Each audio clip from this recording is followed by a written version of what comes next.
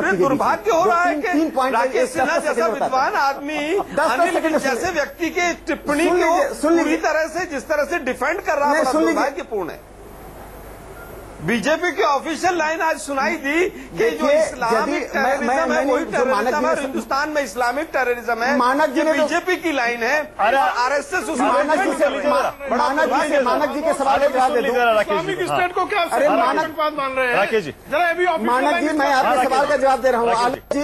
आलोक जी अपने आदत से बात जाइए। किस तरह आलोक जी अपने आदत से बात जाइए, आपको मिलेगा। अरे आलोक जी सुन तो लीजिए, देखा है। अरे आलोक जी सुन लीजिए, हाँ सुन लीजिए। राकेश जी कंप्लीट करिए। हाँ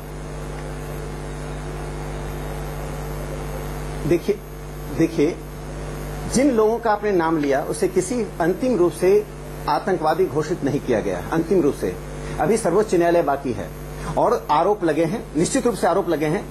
मैंने क्या कहा, किसी कम्युनिटी को आतंकवादी कहने के लिए दो बातें होती हैं। क्या वह कम्युनिटी किसी दूसरी कम्युनिटी को समाप्त करने के मिशन से काम कर रहा है? आईएसआईएस का मिशन क्या है? जैसे मोहम्मद का मिशन क्या है? यदि आरएसएस आतंकवाद रहता तो राष्ट्रीय मुस्लिम मंच को प्रेरित नहीं करता। हम हिंदू मुजाहिदीन बनाते। किसने बनाया? गजब है। अरे उसके आधार भी दे रहे हैं कि उसके दो आधार हैं। अरे तो पूरी कम्युनिटी को नहीं कर रहा हूँ, अगर हो तो पूरी कम्युनिटी आप सुन लीजिए। जैसे मोहम्मद क्या है? हिंदू है। आईएसआईएस हिंदू है। क्या पढ़ाना चाह रहे हैं? जैसे मोहम्मद हिंदू है, कहना चाह रहे हैं। जाकर सोनिया जी से पूछिए कि श्रीमती सोनिया गांधी। नहीं, मतलब अगर किसी कम्युनिटी में दो गुण हो जो आप बता रहे हैं, आरएसएस बता रही है, तो पूरी कम्युनिटी आतंकवादी है। गजब का आपका एक्सप्लेनेशन है साहब। अच्छा देखिए, किसने कहा हिंदू? मैंने ये नहीं कहा कि मुसलमान आतंकवादी, हिंदू आतंकवादी नहीं हो सकता है। मैंने तो कहा हिंदू ना आतंकवादी था, न है न रहेगा। आसिम बकार के पास सर एक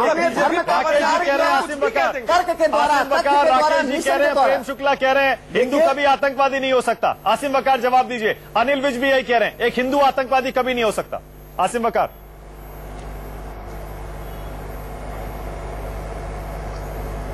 सर मैं हाथ जोड़ के गुजारिश कर रहा हूं कि बात जब डिबेट किया है तो उसमें तर्कों से बात की जाए तो ज्यादा बेहतर होगा, वरना पूरा देश मजाक उड़ाएगा आप लोगों का कि ना तो आप कोई अच्छी बात कर रहे हैं ना आप अच्छी बात कर रहे हैं। सर मैं आप तीनों से पूछ रहा हूं कि हिंदुस्तान में सबसे पहले गांधी जी की हत्या किस आतंकवादी ने की? क्या किसी मुसलमान आतंकवादी ने की थी? उसके बाद इंदिरा जी की हत्या किस आतंकवादी ने की? किसी मुसलमान आतंकवादी ने की थी। और उसके बाद राजीव गांधी की हत्या क्या किसी मुसलमान आतंकवादी ने की थी? आप यहां बैठकर इस्लामिक आतंकवाद की बात करते हैं। मैं पहले तो ये कह दूं कि आतंकवाद का कोई धर्म नहीं होता। आतंकवाद चाहे वो कोई भी करे वो आतंकवादी होता है, उसका कोई धर्म नहीं होता है। लेकिन जब आप इस्लामिक आतंकवाद की बात करिएगा तो जब बब्बर खालसा का नाम है तो आतंकवाद शब्द का प्रयोग किया था कि नहीं? का नाम है। सर सुनिए, पहले बात सुनिए। इंदिरा गांधी की हत्या के बाद सुनिए, आप बोलते रहते हैं। किताबों में लिखा गया है कि जिस आदमी बेवकूफ होता है वो बोलता रहता है। आतंकवाद शब्द का प्रयोग कांग्रेसियों ने किया बात नहीं। और आपको अगर आपने हिम्मत हो मेरी बात सुनिए फिर जवाब दीजिए। सिख आतंकवाद शब्द का प्रयोग इस देश में हुआ। आप जवाब ही नहीं देते मेरी बात का। आप जब सुनिए पहले पूरी बात। अकल की बात कर रहा हूँ, आपकी अकल में कुछ आ जाएगा। आगे जाइएगा तो बहस करने में आपको नरसंहार का मौका मिलेगा। कांग्रेस ने नरसंहार क्यों करवाया था? बब्बर खालसा का नाम आया तो सिख आतंकवादी कहिए, लिट्टे का नाम आया तो कभी हिंदू आतंकवादी कहा गया था। बोडो का नाम है, उल्फा का नाम है, नक्सलाई का नाम है, कहिए मुसलमान आतंकवादी है, गोरखा वाले मुसलमान आतंकवादी है, नागालैंड में मुसलमान आतंकवादी है। ऐसी बात करते हैं आप। वो आतंकवाद कांग्रेस इस्लामिक आतंकवाद कहेंगे तो हिंदू आतंकवाद हम डंके की चोट दिखाएंगे। आपकी हिम्मत हो तो होकर दिखाइए, आपकी हिम्मत हो तो मना करके दिखाइए। अगर इस्लामिक आतंकवाद की आप बात करेंगे, मैं मुसलमान हूं, आप मुस्लिम आतंकवाद की बात करते हैं, मैं आपको आतंकवादी दिखता हूं? इस्लामिक स्टेट क्या सेकुलर? हमारी पार्टी के अध्यक्ष जनाब असद ओवैसी साहब मुसलमान है, आप मुस्लिम आतंकवादी की बात करते हैं। लोकसभा में सांसद है और 2014-15 में उनको बेस्ट सांसद ऑफ इंडिया का अवार्ड मिला है। वो आतंकवादी दिखते हैं आपको? आतंकवादी तो आप लग रहे हैं मुझे। आप लग रहे हैं, आपकी संस्था आतंकवादी लग रही है, आपके लोग आतंकवादी लग रहे हैं। नाथुराम गोडसे आतंकवादी था, प्रभाकरण आतंकवादी था, और बताए नाम सुनिएगा आप। बब्बर खालसा का जो चीफ था, सिमरजीत सिंह बिड़ला वाला, वो आतंकवादी था। जरा बताइए ना। आतंकवादी पता नहीं आपको कौन होता है? जब आप जैसे लोग होते हैं तो दूसरों को जीने का हक छीनते हैं वो आतंकवादी होते हैं, जो दूसरे धर्मों पर हमला करते हैं वो आतंकवादी होते हैं, जो दूसरों की मस्जिदों में कब्जा करते हैं वो आतंकवादी होते हैं, जो दूसरों के धर्म को गाली बकते हैं वो आतंकवादी होते हैं। और ये सारी खूबियां प्रेम शुक्ला में, प्रेम शुक्ला की पार्टी में मौजूद है। इसलिए सबसे बड़े आतंकवादी आप हैं और कोई नहीं है।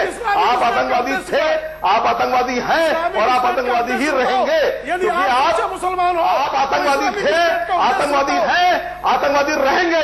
जब तक आप जैसी मानसिकता रहेगी, जब तक आप जैसे दल की मानसिकता रहेगी, जब तक आप जैसी पार्टी रहेगी, तब तक हिंदुस्तान में आतंकवाद कांग्रेसी हरम में पैदा होने वाले बढ़ता भी रहेगा और बढ़ता भी रहेगा। समाजवादी पार्टी के हरम में पलने वाले ये जो वैचारिक हरम है, उस वैचारिक हरम से ऐसे ही लोग निकलेंगे जो हमको आतंकवादी, हम में आतंकवाद देखेंगे। अलकायदा में सेकुलर। और मानक जी, आप बहुत गंभीर बात कहने जा रहा हूं, गौर से सुन लीजिए। अगर आपने मुझे डिबेट में बुलाया है, मैं आपको कह रहा हूं, आपके जो स्टाफ के लोग हैं, जो आपके सीनियर लोग कह रहा हूं, अगर आपने मुझे डिबेट में बुलाया है तो मुझे अपनी बात रखने का हक दीजिए। और अगर आप मुझे प्रेम से क्या कर रहे हैं, आप बात करना चाहते हैं तो आप बताइए। आप में हिम्मत है तो जवाब दीजिए। इस्लामिक स्टेट क्या है, अलकायदा क्या है? मुझे इसके बाद इनके जैसे आदमी के साथ बोला है, जिस आदमी के पास इतनी अकल ना हो। अरे ऐसे बुलाने की तुलना में जो हमें ऐसे भाइयों को आप बुलाते हैं, मुझे भी लगता है कि मुझे की चीज नहीं है। ऑडियो बंद करिए, एक सेकंड ऑडियो बंद करिए। अब जरा मेरी बात सुनिए जरा आप, आसिम वकार, मेरी बात सुनिए आप मेरे मेहमान हैं आसिम वकार, प्रेम शुक्ला भी मेरे मेहमान है, राकेश सिन्हा भी और आलोक शर्मा भी। आपको बहस करनी है, मुद्दे पे करिए ना। पता नहीं आप ये निजी टिप्पणियां क्यों करने लग जाते हैं, इससे आप एक्सपोज हो जाते हैं। हमारा दर्शक बहुत समझदार है, वो समझता है कि जैसे ही आप निजी टिप्पणी करते हैं आपके पास मुद्दे पे बोलने के लिए कुछ नहीं है, इसीलिए निजी टिप्पणी से बचिए।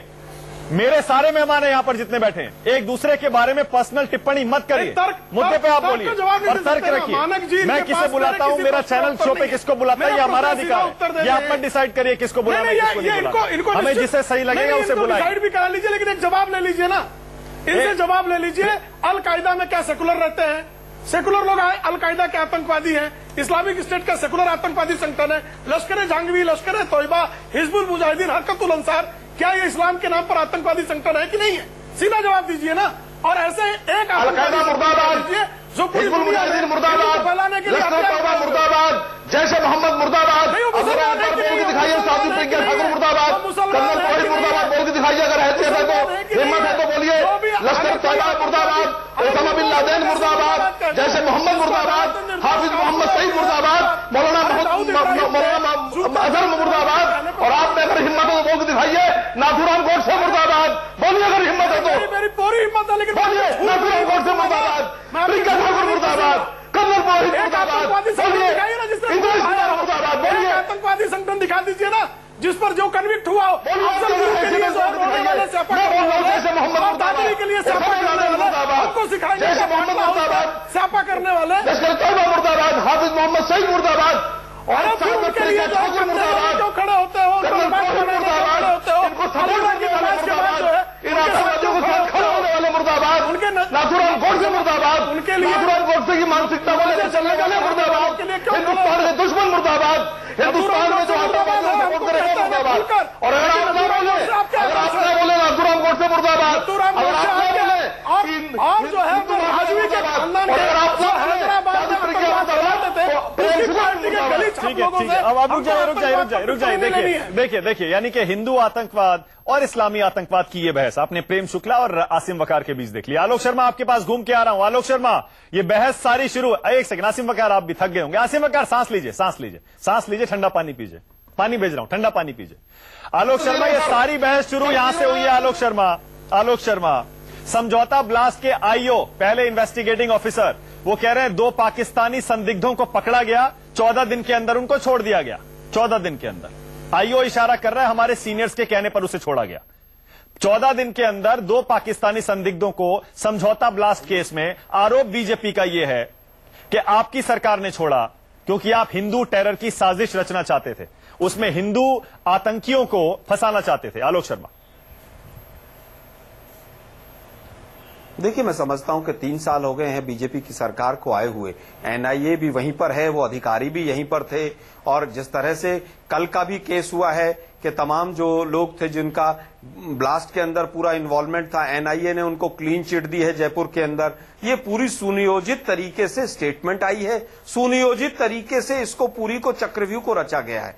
मैं कहना चाहता हूं, अगर एनआईए ये जानती है कि कौन थे वो लोग तो बताएं, और कौन से अधिकारी थे उनको अरेस्ट करें। अगर इस सरकार के अंदर हिम्मत है तो टीवी डिबेट से दूर हटे और एक्शन ले सरकार। अगर कोई व्यक्ति ऐसा था, जो व्यक्ति आज ये स्टेटमेंट दे रहा है कि मेरे ऊपर दबाव था, अरे छोड़ दीजिए ना आप लोग केवल जुबानी जंग लड़ सकते हैं, उसके अलावा कुछ नहीं कर सकते। मैं चैलेंज करता हूं, उस अधिकारी को अरेस्ट कीजिए जिस अधिकारी के कहने से उनको छोड़ा गया, और अगर किसी कांग्रेसी का हाथ था उसको भी अरेस्ट कीजिए, लेकिन जुबानी जंग बंद कीजिए और एनआईए का, सीबीआई का दुरुपयोग करना बंद कीजिए। तमाम जिनका बैकग्राउंड आरएसएस से रहा है और जिनका बॉम्ब ब्लास्ट के अंदर पूरा इन्वॉल्वमेंट रहा है, चाहे वो मक्का मस्जिद का मैटर रहा हो, चाहे वो तमाम और सबूत नहीं रहा उसका, बिना मुद्दे रहे हो, आप जिस तरह से सुनियोजित तरीके से आतंकवाद को एक धर्म के साथ जोड़ना चाहते हैं, ये देश के लिए खतरनाक है। आतंकवादी होता है, और अगर किसी के दबाव में हुआ है तो आपकी सरकार जो है वो 56 इंच की सरकार है, उसको अरेस्ट कीजिए आप लोग। दूध का दूध और पानी का पानी होगा। आज डिबेट होगी, कल हम अपने अपने घर चले जाएंगे। हिंदू मुसलमान समाज को बांटिए, अपने घर चले जाएंगे।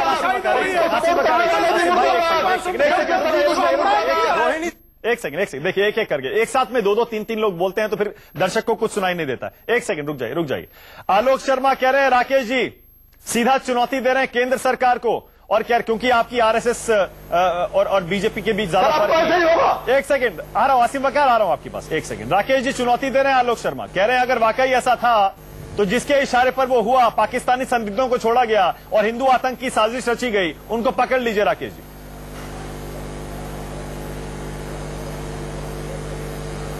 इसमें कोई संदेह है क्या? बाटला हाउस इनकाउंटर के बाद जिस महिला ने आंसू बहाकर रोया, संदेह नहीं है तो उनको अरेस्ट क्यों नहीं किया अभी तक? बाटला हाउस तक की सरकार क्यों सो रही थी? अपनी रोहिणी सलेम ने क्यों स्टेटमेंट दिया कि मुझे कहा गया कि हिंदू जो लोग हैं उनके ऊपर? आलोक जी सुन लीजिए जरा। हाँ राकेश जी बोलिए। संदेह अगर नहीं है तो अभी तक अरेस्ट क्यों नहीं किया? 3 साल से सरकार सो रही थी क्या? सुन लीजिए। और कब तक अरेस्ट हो जाएंगे वो लोग जिनका इन्वॉल्वमेंट लीजिए? राकेश जी थोड़ा बहुत तो होगा ये। राकेश जी आप कंटिन्यू करिए। तो हम लोग यहाँ बेवकूफ बैठे हैं, कोई किसी की बात नहीं सुनेगा सर। इस तरह बात नहीं होती है, इस तरह डिबेट नहीं होगी सर। झूठ बोल रहे हैं, मक्कार हैं, पहले गिरफ्तार करें फिर आगे बात करें सर। ऐसे बात नहीं होगी। कैसे बात नहीं होगी? अब आप डिसाइड करिएगा।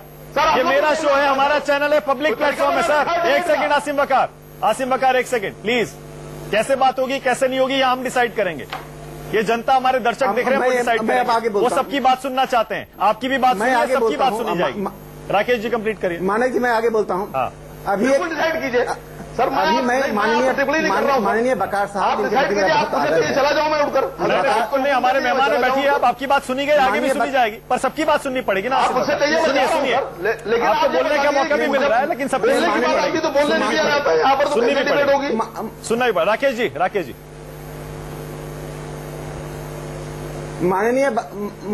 माननीय बकार साहब जिन लोगों का मुर्दाबाद कर रहे थे, मैं उनके मुर्दाबाद में उनके साथ हूं, लेकिन मैं उनसे एक और अनुरोध करता हूं कि उस व्यक्ति का भी मुर्दाबाद कह दीजिए जिसने कहा हैदराबाद में 15 मिनट के लिए सेना पुलिस हटा लो, देखो हैदराबाद में क्या होगा। क्या अगर उनमें हिम्मत है, यदि वो ईमानदार सेकुलरिस्ट हैं तो आज उसका मुर्दाबाद कहते मैं इनको सैल्यूट करता हूं।